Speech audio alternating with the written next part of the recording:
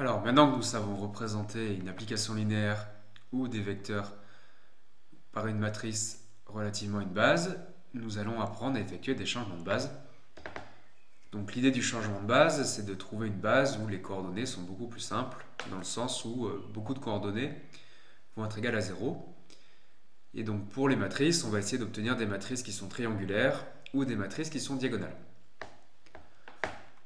Donc on se place toujours dans le cadre où on a deux espaces vectoriels E et F. Et cette fois, donc, on reprend une base de E avec des vecteurs E1, EP, et on se donne une autre base de E avec des vecteurs E'1 jusqu'à E'P. Et de même, on se donne deux bases de F. La première, on note ses vecteurs ε1, ε2 jusqu'à εn, et la seconde, ε'1, ε'2 jusqu'à ε'n. Donc, quand on prend une application linéaire, on peut la représenter par rapport aux bases B et C par une première matrice, et on peut aussi la représenter par rapport aux bases B' et C' par rapport à une seconde matrice.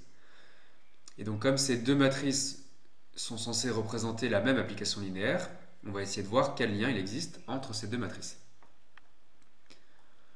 Donc première notion qu'on utilise, c'est la notion de matrice de passage d'une base à une autre.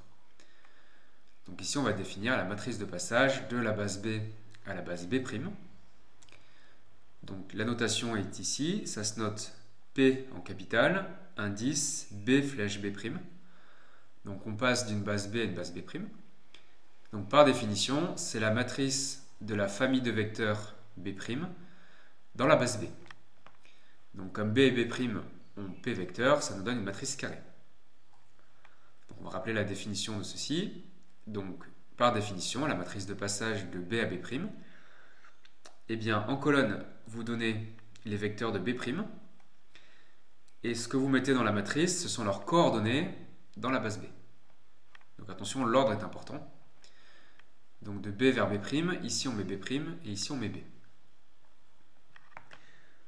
Donc la définition des lambda ij, c'est que pour tout j, le vecteur E'j, c'est la somme des lambda ij fois les vecteurs ei. Donc voyons voir quelques exemples. Alors un exemple important, si vous passez de la base B à la base B, eh bien les coordonnées de EJ par rapport à E1 jusqu'à EP, on a déjà vu que c'était 0, 0, 1 et puis que des 0. Donc en fait, vous obtenez comme matrice première colonne 1 puis que des 0, ensuite 0, 1 puis que des 0, puis etc. Donc vous avez des 0 partout et des 1 sur la diagonale. Vous obtenez en fait la matrice identité. Donc la matrice identité, c'est la matrice de passage d'une base à elle-même. Alors un exemple moins trivial. Donc on se passe dans l'espace des polynômes de degré plus petit que 3, R3 crochet X, donc ça c'est un espace de dimension 4. On prend au départ la base canonique, et à l'arrivée, la famille 1, x-1, x-1 en carré, x-1 en cube. Alors comment sait-on que c'est une base?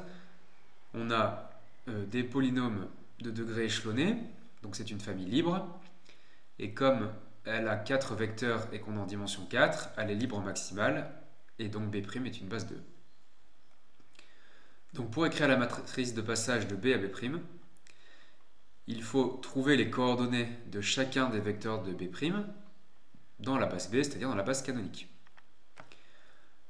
Donc les coordonnées de 1, 1 c'est 1 fois 1 plus 0 fois x plus 0 fois x carré plus 0 fois x cube. Donc la première colonne c'est 1, 0, 0, 0. x moins 1 c'est moins 1 fois 1 plus 1 fois x plus 0 fois x carré plus 0 fois x cube.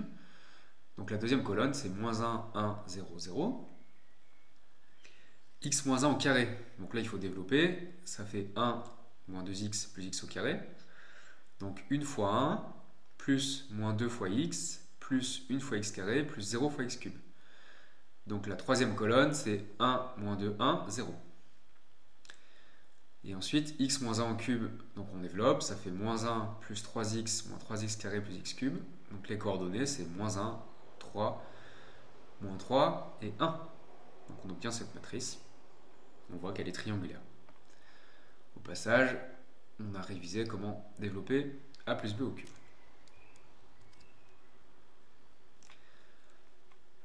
Alors, pour simplifier les démonstrations, on va faire la petite remarque suivante. Donc, si je considère l'application linéaire identité de E, donc ça va de E dans E, et à X, j'associe X. Donc celle-ci, elle est toute simple. On l'a vu que si on la représente avec une base B au départ et une base B à l'arrivée, sa matrice, c'est la matrice identité.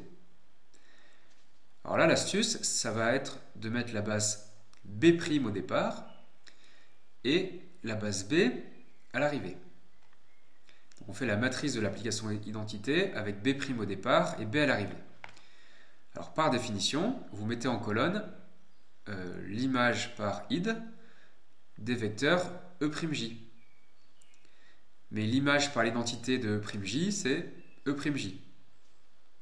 Donc en fait, cette matrice, vous mettez en colonne les E'J par rapport au vecteur EI, parce qu'on fait B' au départ, B à l'arrivée.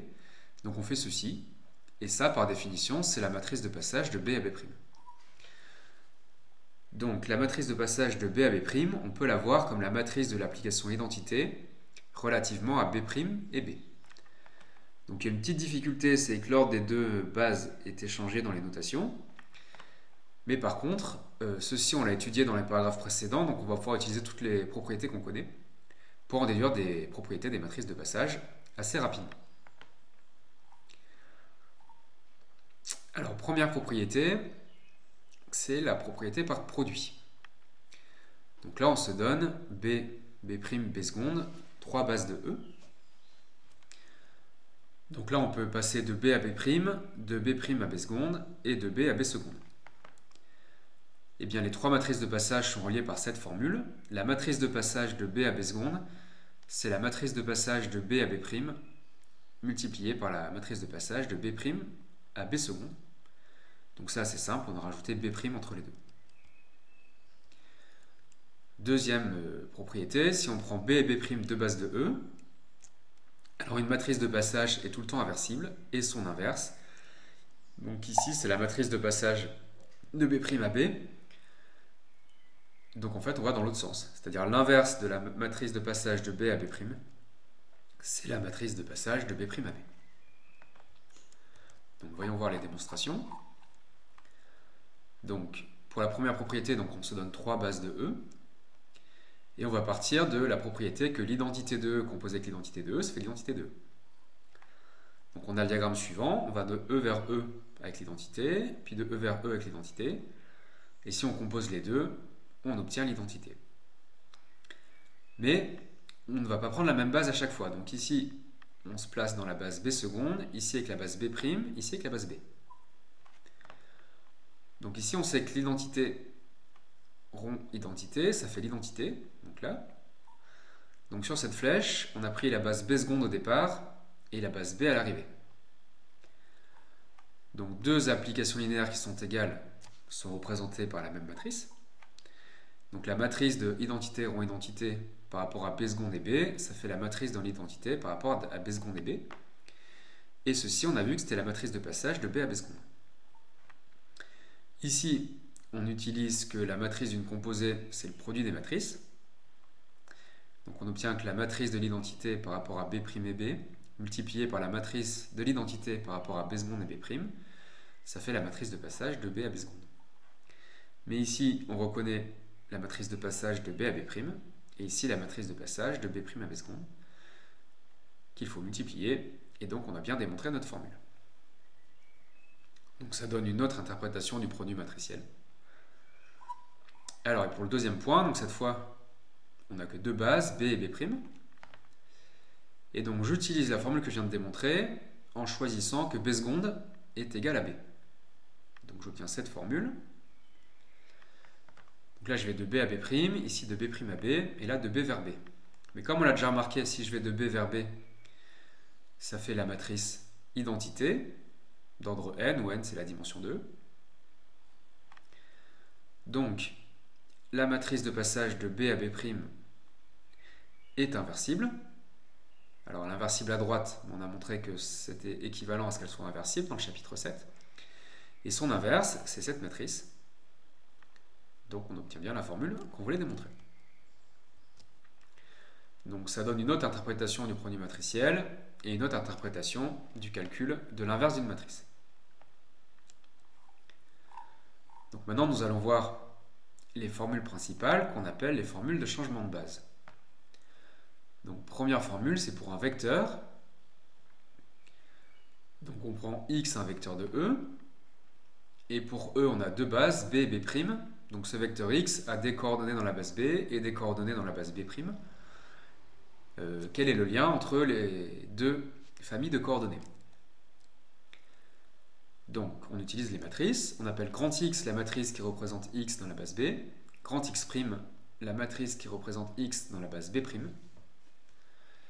et P la matrice de passage de B à B'. Alors on va démontrer que x c'est P fois x'. Donc ça c'est ce qu'on appelle la formule de changement de base. En multipliant les coordonnées dans la base B' par la matrice de passage de B vers B', vous obtenez les coordonnées dans la base B. Si vous connaissez x et que vous cherchez x', donc on va utiliser cette formule. En fait, vous multipliez des deux côtés par la matrice P-1 et vous obtenez que x' c'est P-1 fois x. Et P est inversible, on vient de le démontrer avant, c'est une matrice de passage. Donc ça c'est pour un vecteur, en fait ça se généralise à une famille de vecteurs. Donc si vous avez une famille de vecteurs de E, vous appelez grand M sa matrice représentative dans la base B, grand M' sa matrice représentative dans la base B', et P la matrice de passage de B vers B'. Alors on a les mêmes types de formules, M c'est P'M', et donc M' c'est P-1 fois M. Donc, voyons la démonstration. Alors donc on prend B et B', deux bases de E, et X un vecteur de E. Donc on introduit grand X, la matrice qui représente X dans la base B, donc c'est une matrice colonne. Grand X', la matrice qui représente le même vecteur mais dans la base B', c'est encore une matrice colonne. Et P, la matrice de passage de B à B', donc une matrice carrée, et donc qui est aussi la matrice de l'application identité relativement à B' et B. Donc on sait que l'application identité évaluée en X, ça fait X. Et on va représenter matriciellement cette formule en considérant que l'identité ça va de E vers E, mais on met B' comme base au départ et B comme base à l'arrivée. Donc ici, cette formule, on la voit dans l'ensemble d'arrivée. Donc on représente les deux vecteurs dans la base B. Donc comme l'identité de X c'est X, la matrice de l'identité de X dans la base B, c'est égal à la matrice de X dans la base B, qu'on a appelée grand X. Mais d'après les paragraphes précédents, la matrice de l'identité évaluée en X, c'est la matrice d'identité multipliée par la matrice de X, donc relativement aux bases B' et B, et ici dans la base B'. Et ça fait toujours grand X. Alors ici vous reconnaissez P, ici vous reconnaissez X', donc on a montré que Px' c'est égal à grand X. Et donc grand X', c'est P-1 fois grand X. Donc le théorème que je vais utiliser ici, c'est le théorème qu'on a démontré quelques lignes plus tôt. Encore un peu plus haut. C'est le théorème 6 qui dit que la matrice qui représente f de x, c'est la matrice de f fois la matrice de x. Donc, maintenant on va montrer le deuxième point de notre théorème. C'est pour une famille de vecteurs. Donc on se redonne deux bases de E, et cette fois on se donne une famille de vecteurs qu'on note x1 jusqu'à xp. Alors plutôt pour la suite, on les appelle en fait U1 jusqu'à U1 P. Puis une petite erreur. Donc on appelle grand M la matrice qui représente notre famille de vecteurs dans la base B, grand M' dans la base B'. Donc ça, ce sont des matrices rectangulaires. Et P, c'est une matrice carrée, c'est la matrice de passage de B vers B'. Alors on appelle aussi C1 jusqu'à CP, les colonnes de M, elle a P colonnes puisqu'il y a P vecteurs, et C'1 jusqu'à C'P, les colonnes de M'. Alors ici, la colonne C1, en fait, c'est la matrice représentative de U1 dans la base B, et C'1, c'est la matrice représentative de U1 dans la base B'. Et de même pour les autres, donc d'après le premier point, on sait que P fois C'J, c'est Cj. Et ensuite, donc on a vu dans le chapitre 7 que si vous faites P fois la jm colonne de M', eh bien ça donne la jm colonne de Pm'. Donc ici, la jm colonne de Pm' est égale à jm colonne de M. Donc ces deux matrices sont les mêmes colonnes, donc ce sont les mêmes matrices. Donc on a bien montré que Pm' égale M. Et en multipliant par P-1, ça fait M' égale P-1 fois M. Ce qui achève la démonstration.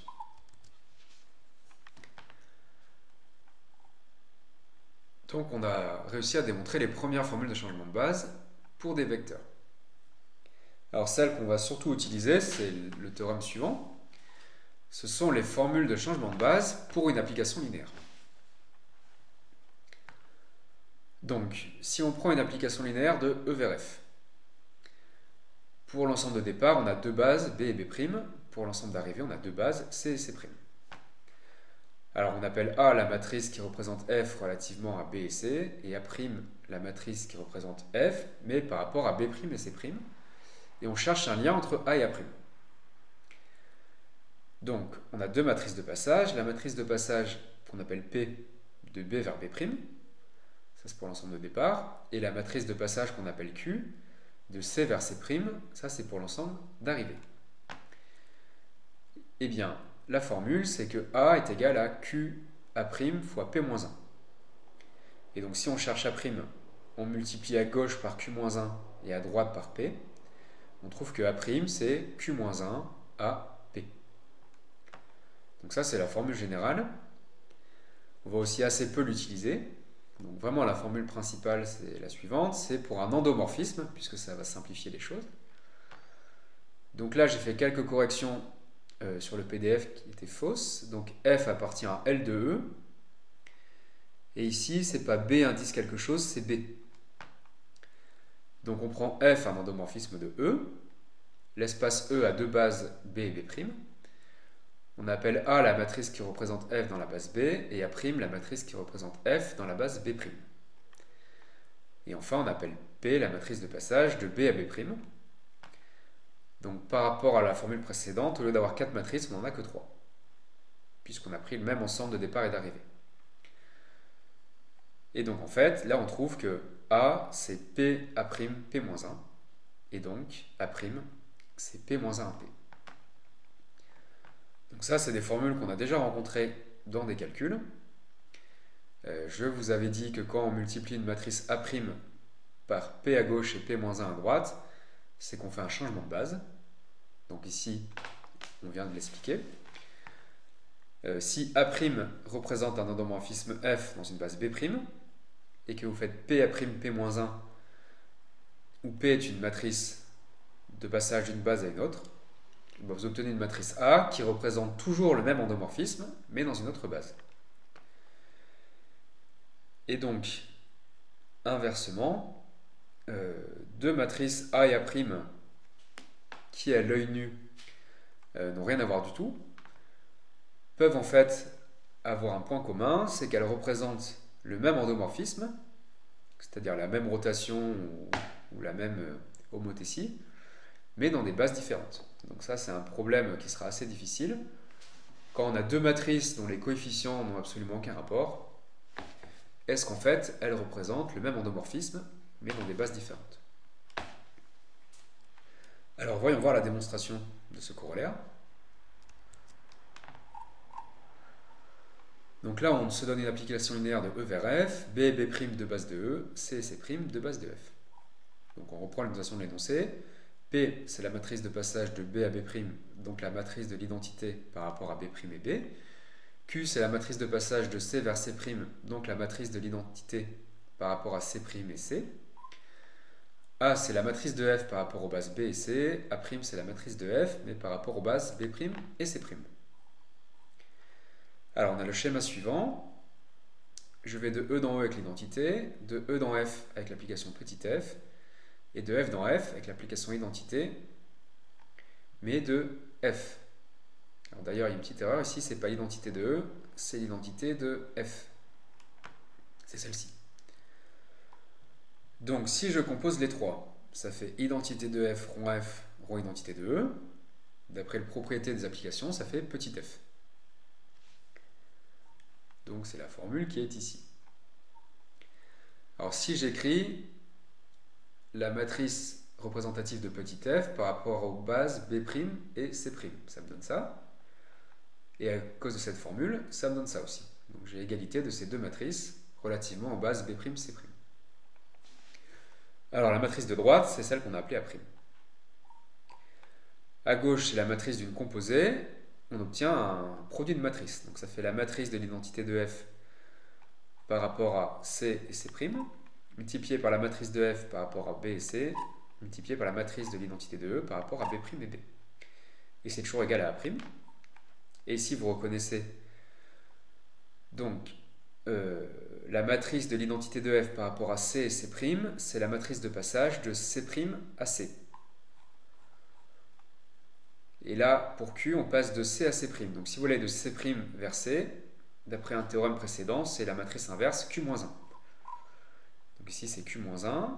Ici, c'est la matrice A. Et ici, c'est la matrice P. Et donc, on a bien démontré que Q-1 à P, c'est A'. Et donc, A, c'est Q A' P-1. Alors, si on a un endomorphisme, eh bien, on a F qui est égal à E. Donc, on peut choisir C égale B et C' égale B'. Dans ce cas-là, Q est égal à P. Et donc, on réécrit cette formule avec Q égale P. Et on obtient ces deux formules. Donc, ce qu'on a vu dans les exercices, l'intérêt de ces formules, c'est que si A était une matrice vraiment quelconque, on essayait de se débrouiller pour que la matrice A' soit triangulaire, ou même mieux, soit diagonale, ce qui permettait d'extrêmement simplifier les calculs. Donc pour cette année, on se contentera d'utiliser la formule grâce aux données de l'énoncé, et ce n'est qu'en maths P que vous apprendrez à trouver tout seul une matrice P et une matrice A', telle que A égale P A' P-1, et telle que A' soit diagonale.